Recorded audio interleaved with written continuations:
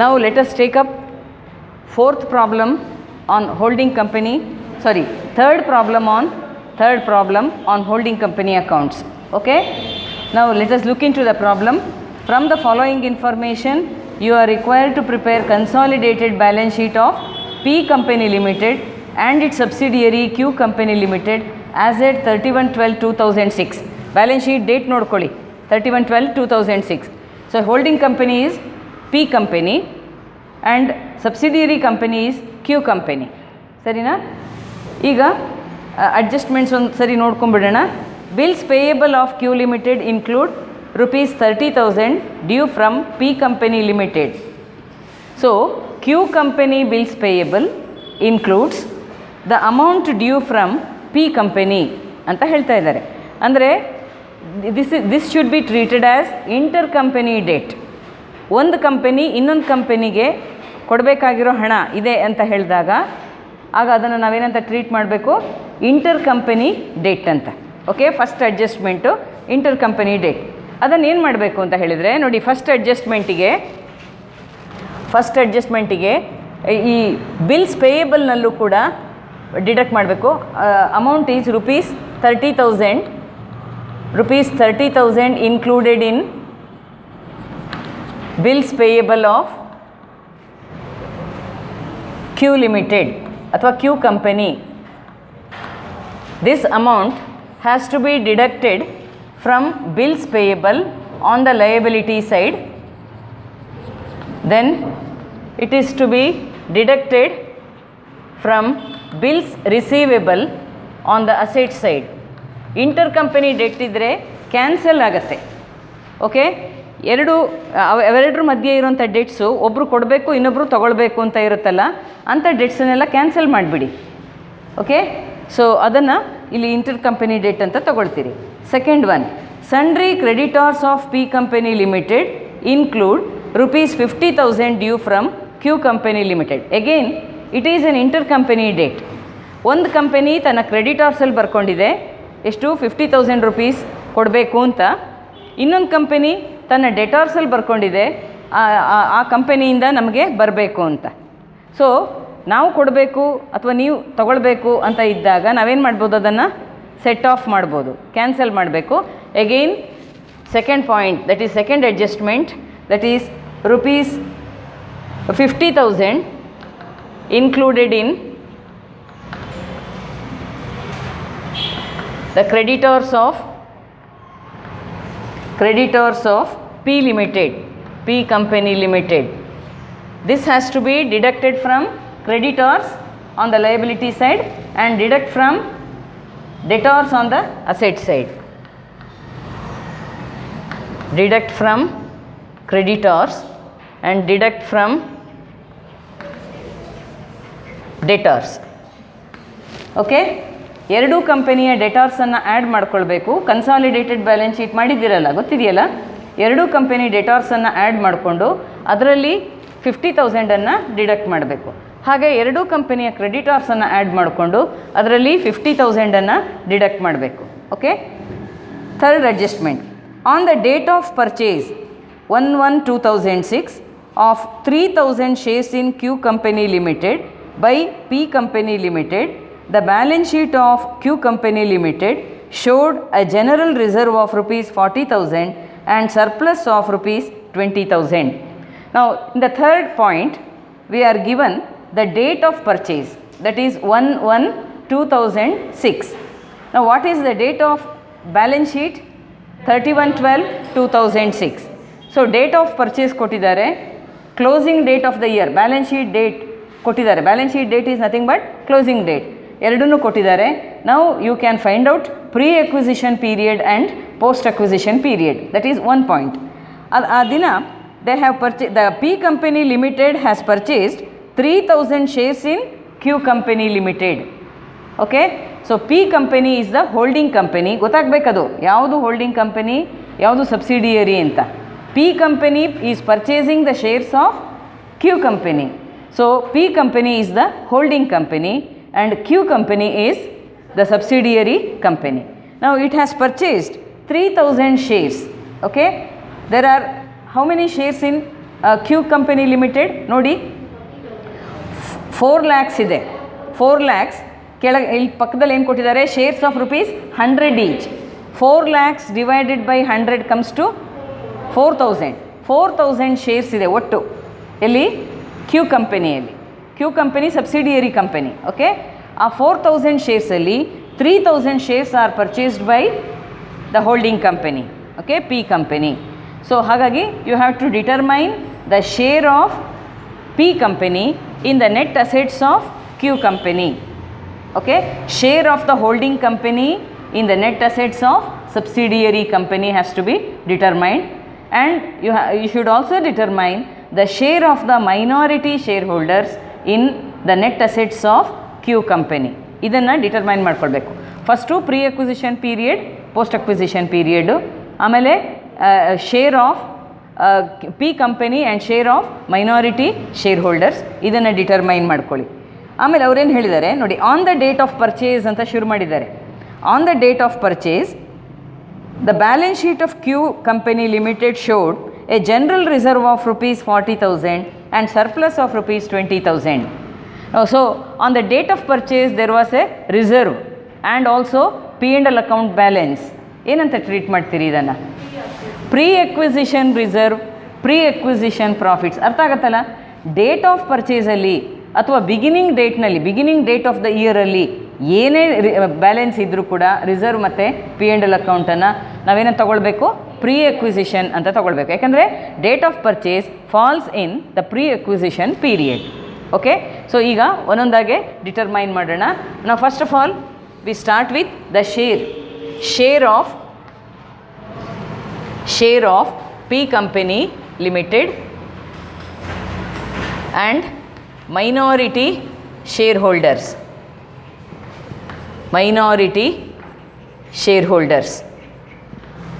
Okay, ಈಗ total ಶೇರ್ಸಿಂದ ನಾವು ಸ್ಟಾರ್ಟ್ ಮಾಡೋಣ. ಟೋಟಲ್ ಶೇರ್ಸ್ ಇನ್ ಯಾವ ಕಂಪನಿಗೆ ತೊಗೊಳ್ಬೇಕು? ಕ್ಯೂ ಕಂಪನಿ, ಸಬ್ಸಿಡಿಯರಿ ಕಂಪನಿ ತೊಗೊಳ್ಬೇಕು. ಯಾವಾಗಲೂ ನೆನ್ಪಿಟ್ಕೊಳ್ಳಿ. Okay, total shares in Q company limited 4 lakh rupees share capital ಇದೆ. 100 ಈಚ್ ಅಂತ ಹೇಳಿದ್ದಾರೆ. ಶೇರ್ಸ್ ಆಫ್ ರುಪೀಸ್ 100 ಈಚ್ ಅಂತ ಹೇಳಿದ್ದಾರೆ. ಸೊ ನಂಬರ್ ಆಫ್ ಶೇರ್ಸ್ ಎಷ್ಟು? 4,000 ಶೇರ್ಸ್ ಇದೆ.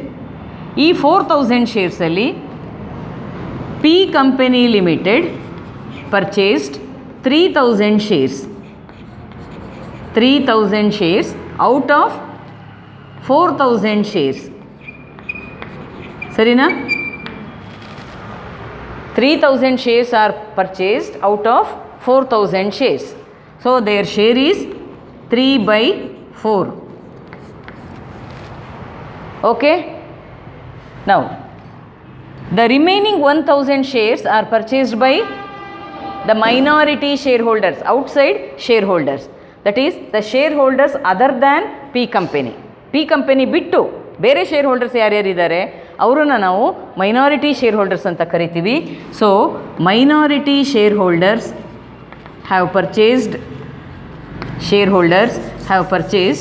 1,000 shares out of how many shares? 4,000 shares. So their share is equal to 1/4.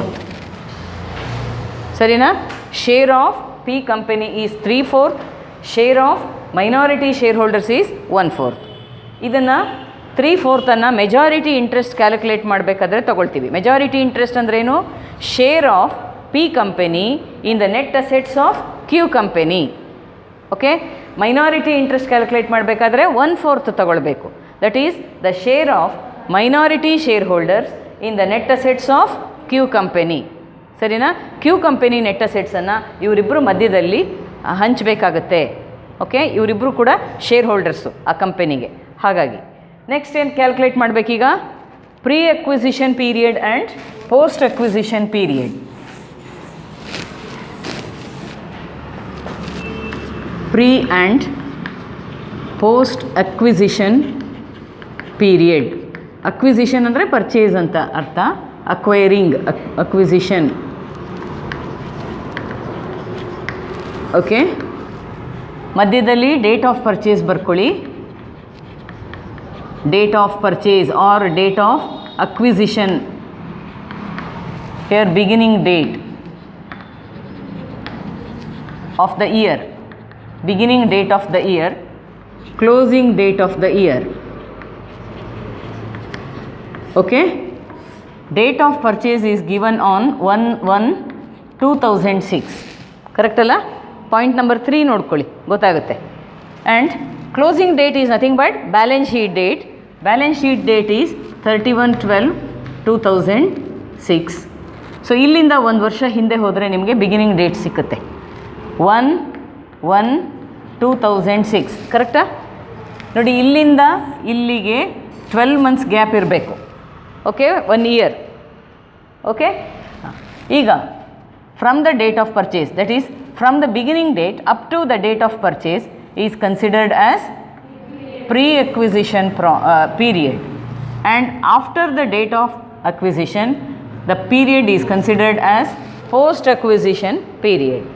Now what is the time gap? Same date has been taken here.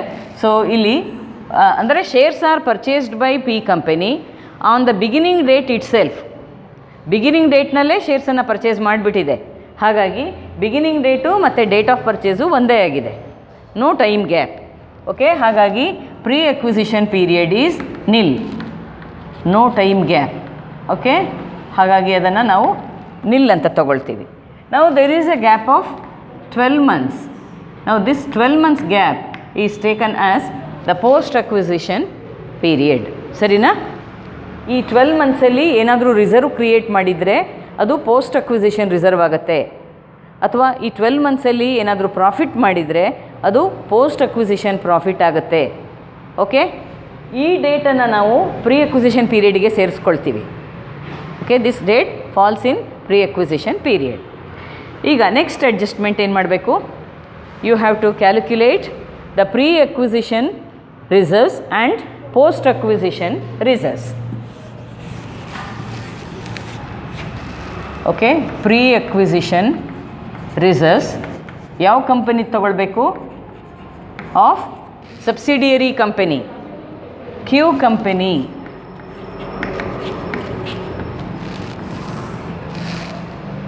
Okay, so ಈಗ ಅಲ್ಲಿ ಕ್ಲಿಯರಾಗಿ ಹೇಳಿದ್ದಾರೆ point number 3ಯಲ್ಲಿ. Okay, there were general reserve of ₹40,000 on the date of purchase ಅಂತ. So on the date of purchase ಎಷ್ಟಿತ್ತೋ ಅದನ್ನು ನಾವು pre acquisition reserves ಅಂತ ತಗೊಳ್ತೀವಿ. ಓಕೆ, ರಿಸರ್ವ್ಸ್ ಅಥವಾ general reserves on the date of purchase,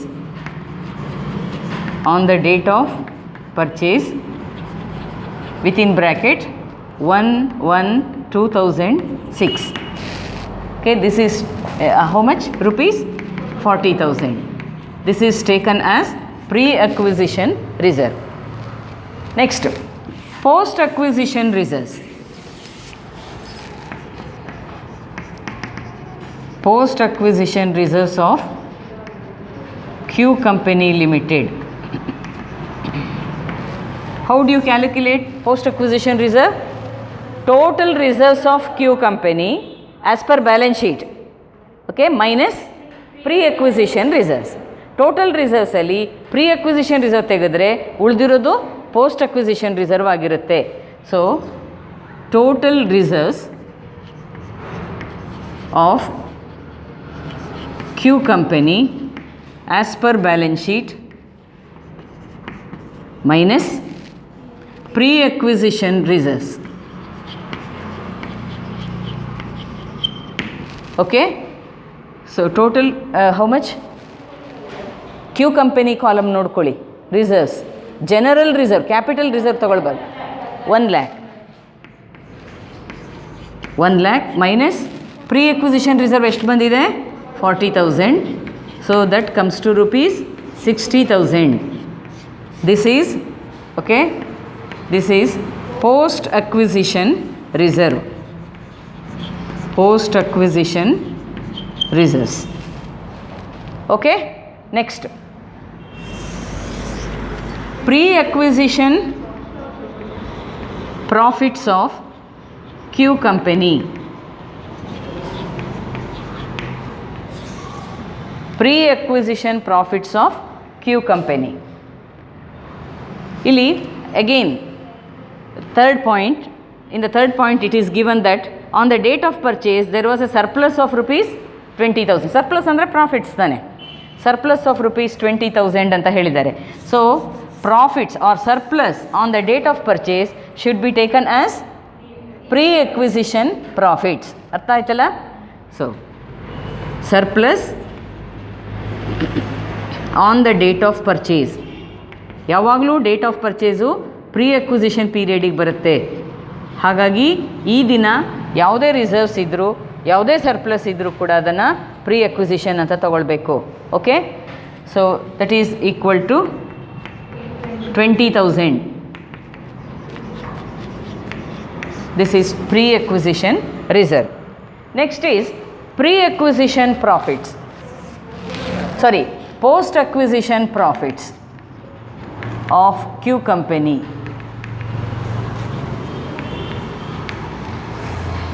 How would you find out?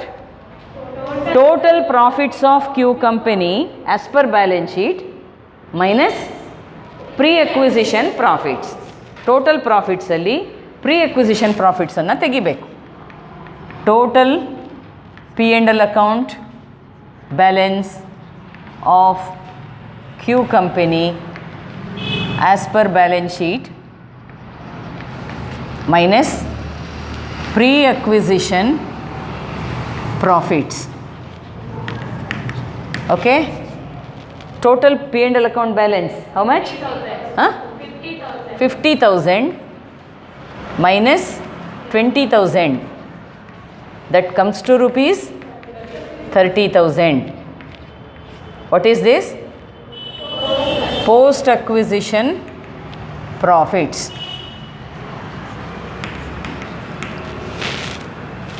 Okay, next minority interest procedure ನೆನ್ಪಿಟ್ಕೊಳ್ಳಿ, ಯಾವುದಾದ್ಮೇಲೆ ಯಾವ್ದು ಕ್ಯಾಲ್ಕುಲೇಟ್ ಮಾಡ್ಕೊಳ್ಬೇಕು ಅಂತ. Minority interest that is 1/4 share ಅಲ್ಲ, 1/4 ಶೇರ್ ಡಿಟರ್ಮೈನ್ ಮಾಡಿದ್ದೀರಿ ಶೇರನ್ನು. ಹಾಂ, ಇದರಲ್ಲಿ ಮೈನಾರಿಟಿ ಶೇರ್ ಹೋಲ್ಡರ್ಸಿಗೆ ಕ್ಯೂ ಕಂಪನಿ ನೆಟ್ ಅಸೆಟ್ಸಲ್ಲಿ ಎಷ್ಟು ಶೇರ್ ಕೊಡಬೇಕು ಅಂತ ನೀವು ಕ್ಯಾಲ್ಕುಲೇಟ್ ಮಾಡಬೇಕು. ನೆಟ್ ಅಸೆಟ್ಸ್ ಅಂತ ಹೇಳಿದರೆ it is the total of equity capital, reserves and profits. So ಈ ಮೂರರಲ್ಲೂ ಕೂಡ ಅವರಿಗೆ ಶೇರ್ ಕೊಡಬೇಕೀಗ. Okay, so 1/4 of total equity capital of Q company that is equal to 1/4 into 4 lakhs ಅಲ್ಲ, ಕ್ಯೂ ಕಂಪನಿ ಶೇರ್ ಕ್ಯಾಪಿಟಲ್ ನೋಡ್ಕೊಳ್ಳಿ 4 lakhs. So it comes to rupees 1 lakh. Next plus 1/4 of total. ಇಲ್ಲಿ ನೋಡಿ, minority interest calculate ಮಾಡಬೇಕಾದ್ರೆ pre post ಅಂತ divide ಮಾಡ್ಕೊಳ್ಳೋ ಅಗತ್ಯ ಇಲ್ಲ, ಡೈರೆಕ್ಟಾಗಿ ಒಟ್ಟು ಶೇರನ್ನು ತೊಗೊಂಬಿಡಿ. ಸೊ 1/4 ಆಫ್ ಟೋಟಲ್ ರಿಸರ್ವ್ಸ್ ತೊಗೊಂಡ್ರೆ ಆಯಿತು. Pre acquisition reserve, post acquisition reserve ಅಂತೆಲ್ಲ ಮಾಡಬೇಕಾಗಿಲ್ಲ, ಅಗತ್ಯ ಇಲ್ಲ. Total reserves of Q company that is 1/4 into total reserves 1 lakh comes to 25,000. Next add 1/4 of ಯಾವುದ್ರಲ್ಲಿ ಕೊಡಬೇಕು? ಟೋಟಲ್ ಪ್ರಾಫಿಟ್ಸ್ ಅಂದರೆ P&L account balance. Total profits of Q company that is equal to 1/4 into total P&L account balance is 50,000, 12,500. Am I right? Okay. So share in equity capital, share in total reserves, share in total profits. This would give you the share of share of minority shareholders in the net assets of Q company. Okay. Total is 1,37,500. Now Next is the calculation of, this is minority interest, this is a current liability. Okay, ಇದನ್ನು ನಾವು consolidated balance sheet ಮಾಡಬೇಕಾದ್ರೆ ಇದನ್ನು minority share ಹೋಲ್ಡರ್ಸಿಗೆ ಕೊಡಬೇಕು ಅಂತ current ಲಯಬಿಲಿಟೀಸ್ನಲ್ಲಿ ತೋರಿಸ್ತೀವಿ. Okay, last item on the liability side of the consolidated balance sheet ಆಗಿ ಇದು ಬರುತ್ತೆ.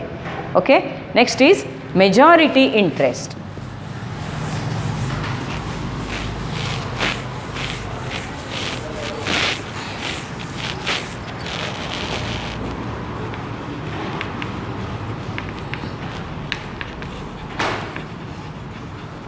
ಮೆಜಾರಿಟಿ ಇಂಟ್ರೆಸ್ಟ್ ಅಂದರೆ ಪಿ ಕಂಪನಿ ಅಂದರೆ holding company. P company here is holding company.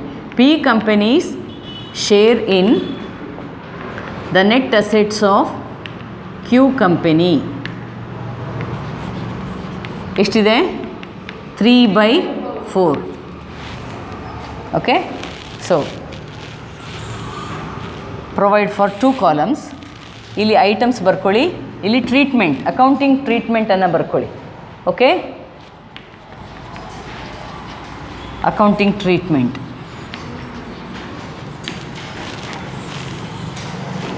ಇದೇ ಥರ ಕ್ಯಾಲ್ಕುಲೇಟ್ ಮಾಡೋದು. ಫಸ್ಟು ಇವ್ರಿಗೆ 1/4 ಕೊಡ್ತಿದ್ದೀರಿ ಅಂದರೆ ಇವ್ರಿಗೆ ಎಷ್ಟು ಕೊಡಬೇಕು? 3/4. 3/4 of total equity capital. 3/4 of total equity capital of Q company, that is 3/4 into 4 lakhs comes to 3 lakhs. ಏನು ಮಾಡಬೇಕು? ಇದನ್ನು ಎಲ್ಲಿ ಹಾಕಬೇಕು? ಸೆಟ್ ಆಫ್ ಮಾಡಬೇಕು, ಕ್ಯಾನ್ಸಲ್ ಮಾಡಬೇಕು. ಯಾವುದ್ರ ವಿರುದ್ಧ ಕ್ಯಾನ್ಸಲ್ ಮಾಡಬೇಕು? Investments of H limited in the shares of Q limited. H Limited has invested its funds in the shares of Q Limited. So ಅದನ್ನು ಇದಕ್ಕೂ ಸೆಟ್ ಆಫ್ ಮಾಡಬೇಕು. Set off against investments of H Limited in the shares of, sorry H Limited ಅಲ್ಲ, P Limited in the shares of Q Limited. Okay, ಇನ್ವೆಸ್ಟ್ಮೆಂಟ್ಸಿಗೆ set off ಮಾಡಬೇಕು. So ಇದು balance ಶೀಟಲ್ಲಿ ಬರೋಲ್ಲ, ಇದು ಬರೋದಿಲ್ಲ, ಇದು ಬರೋದಿಲ್ಲ, ಎರಡಕ್ಕೂ ಒಂದಕ್ಕೊಂದು ಸೆಟ್ ಆಫ್ ಮಾಡಿದ್ದೀವಿ. ಓಕೆ, ನೆಕ್ಸ್ಟು 3/4 ಆಫ್, ಇಲ್ಲಿ ನಾವು 1/4 ಆಫ್ ಟೋಟಲ್ ರಿಸರ್ವ್ಸ್ ತೊಗೊಂಡಿದ್ದೀವಿ. ಇಲ್ಲಿ ಟೋಟಲ್ ರಿಸರ್ವ್ಸ್ ತಗೊಳ್ಳೋ ಹಾಗಿಲ್ಲ, ಅಕೌಂಟಿಂಗ್ ಟ್ರೀಟ್ಮೆಂಟ್ ಬೇರೆ ಬೇರೆ ಆಗುತ್ತೆ. ಟೋಟಲ್ ರಿಸರ್ವ್ಸನ್ನು ನಾವೇನು ಮಾಡಿದ್ವಿ ಈಗ? Pre acquisition reserves, post acquisition reserves ಅಂತ ಮಾಡ್ಕೊಂಡಿದ್ದೀವಿ. ಸೊ ಮೆಜಾರಿಟಿ ಇಂಟ್ರೆಸ್ಟ್ ಕ್ಯಾಲ್ಕುಲೇಟ್ ಮಾಡಬೇಕಾದ್ರೆ ರಿಸರ್ವ್ಸನ್ನು ಡಿವೈಡ್ ಮಾಡಿ ತೊಗೊಳ್ಬೇಕು. Okay, so 3/4 of pre acquisition reserves of Q company. Okay, 3/4 into pre acquisition reserves ಎಷ್ಟು ಕ್ಯಾಲ್ಕುಲೇಟ್ ಮಾಡಿದ್ದೀರಲ್ಲ? 40,000 comes to 30,000. Pre acquisition reserve ಅಂತ ಕೂಡಲೇ ಗೊತ್ತಾಗ್ಬಿಡು. Pre ಅಂತ ಕೂಡಲೇ ಕ್ಯಾಪಿಟಲ್ ರಿಸರ್ವ್ ಅಂತ ಗೊತ್ತಾಗಬೇಕು ನಿಮಗೆ. Okay, this is to be treated as capital reserve. Capital reserve, total capital reserve calculate ಮಾಡಬೇಕಾದ್ರೆ ಅದನ್ನು ತಗೊಳ್ಬೇಕಾಗತ್ತೆ. ಓಕೆ, ನೆಕ್ಸ್ಟು ಹೇಳಿ. 3/4 of post acquisition reserves. Post acquisition reserves ಎಷ್ಟಿದೆ ಕ್ಯಾಲ್ಕುಲೇಟ್ ಮಾಡಿದ್ದೀರಲ್ಲ? 50,000. ಸೊ 60. ಓಕೆ, 3/4 ಆಫ್ 60,000 ಕ್ಯಾಲ್ಕುಲೇಟ್ ಮಾಡ್ಕೊಂಡಿದ್ದೀರಿ ನೋಡಿ ಪೋಸ್ಟ್ ಅಕ್ವಿಸಿಷನ್ ರಿಸರ್ವ್ಸನ್ನು.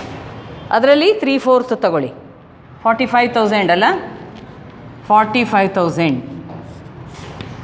ಪೋಸ್ಟ್ ಅಂತ ಕೂಡಲೇ revenue reserve, it is treated as revenue reserve and it appears in the balance sheet. It is taken into account in the preparation of consolidated balance sheet. ಈಗ reserves ಆಯಿತು. Next ಏನು? Profits. Pre acquisition profits, post acquisition profits. 3/4 calculate ಮಾಡಿ. 3/4 of pre acquisition profits of Q company. 3/4 into 20,000 pre-acquisition profits comes to 15,000. This is treated as capital reserve. Capital ರಿಸರ್ವ್ಗೆ add ಮಾಡ್ಕೊಳ್ಬೇಕು. Next 3/4 of post acquisition profits of Q company. 3/4 into ಎಷ್ಟು? 30,000. 22,500. 22,500 is the P company share. This is treated as revenue reserve. Post ಅಂತ ಬಂದ ಕೂಡಲೇ revenue ಬರಬೇಕು. Revenue profits. ಇದನ್ನು P&L account ಬ್ಯಾಲೆನ್ಸಿಗೆ add ಮಾಡಬೇಕು. ಇದನ್ನು ರಿಸರ್ವ್ಸಿಗೆ ಆ್ಯಡ್ ಮಾಡಬೇಕು.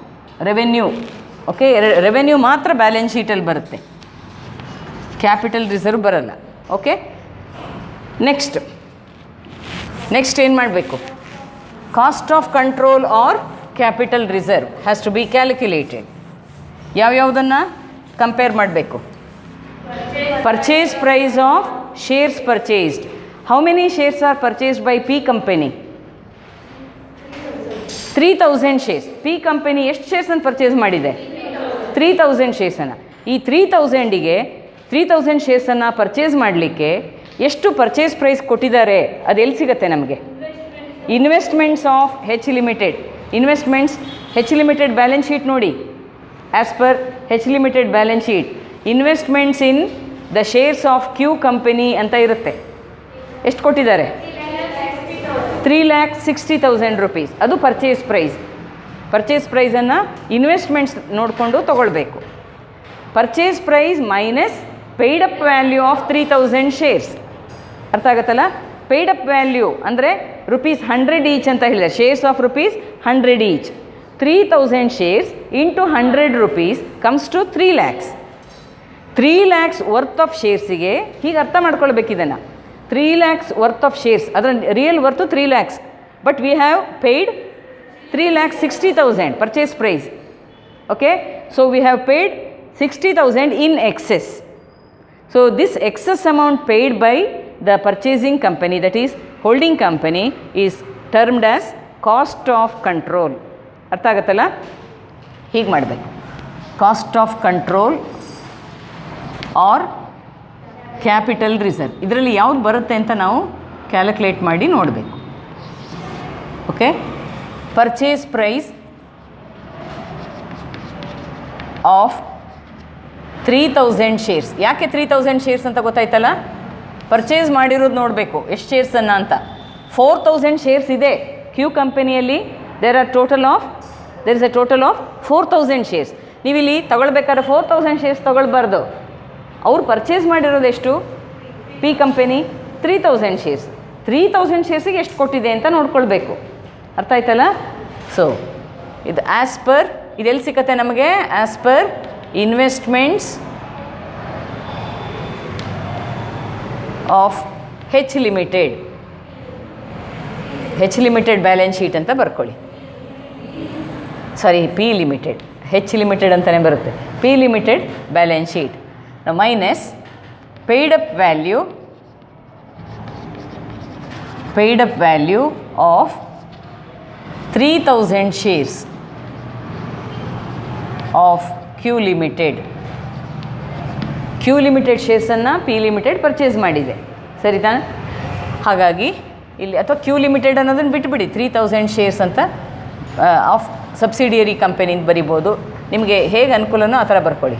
ಓಕೆ, ಅಂದರೆ 3,000 shares into 100 each.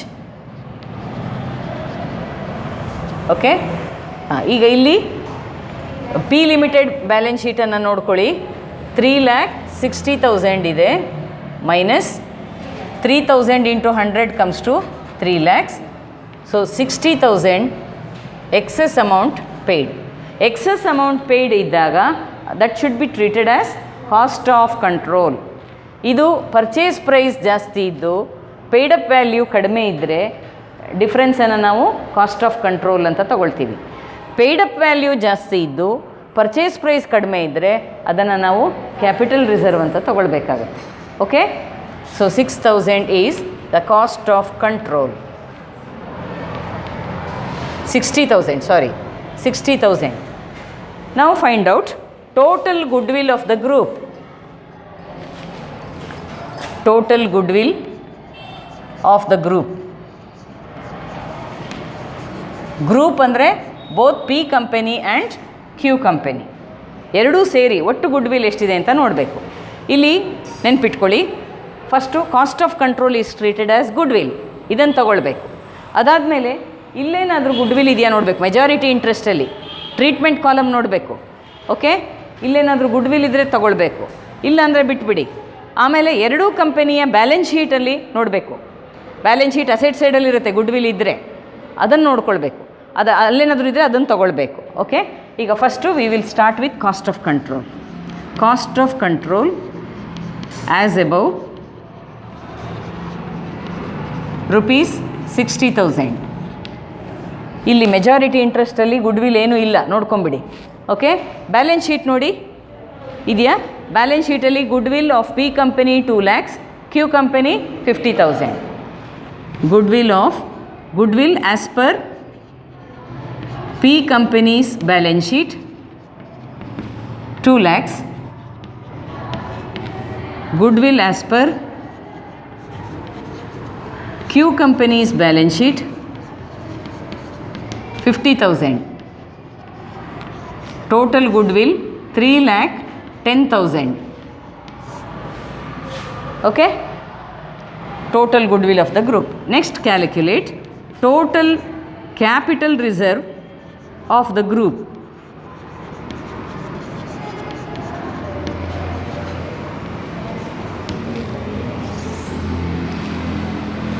Now, how to calculate capital reserve? ಇಲ್ಲಿ ಕಾಸ್ಟ್ ಆಫ್ ಕಂಟ್ರೋಲ್ ಬದಲಿಗೆ ಕ್ಯಾಪಿಟಲ್ ರಿಸರ್ವ್ ಬಂದಿರಬಹುದು. ನೋಡ್ಕೊಳ್ಳಿ, ಈ ಪ್ರಾಬ್ಲಮ್ನಲ್ಲಿ ಕಾಸ್ಟ್ ಆಫ್ ಕಂಟ್ರೋಲ್ ಬಂದಿದೆ. ಇನ್ನು ಕೆಲವು ಯಾವುದೋ ಪ್ರಾಬ್ಲಮ್ನಲ್ಲಿ ಕ್ಯಾಪಿಟಲ್ ರಿಸರ್ವ್ ಬರ್ಬೋದು, ಇದ್ದರೆ ಅದನ್ನು ತಗೊಳ್ಬೇಕು. ಓಕೆ, ನೆಕ್ಸ್ಟು ಇಲ್ಲಿ ನೋಡ್ಕೊಳ್ಬೇಕು. ಕ್ಯಾಪಿಟಲ್ ರಿಸರ್ವ್ ಎಲ್ಲೆಲ್ಲಿದೆ ನೋಡ್ಕೊಳ್ಳಿ. ಇಲ್ಲಿದೆ, ಇಲ್ಲೊಂದಿದೆ. ಈ ಕ್ಯಾಪಿಟಲ್ ರಿಸರ್ವ್ ಏನಿದು? P companies share of pre acquisition reserves. ಇದು P companies share of pre acquisition profits. ಅವೆರಡನ್ನೂ ಇಲ್ಲಿ ತಗೊಳ್ಬೇಕು. Okay, P companies share of pre acquisition reserves 30,000.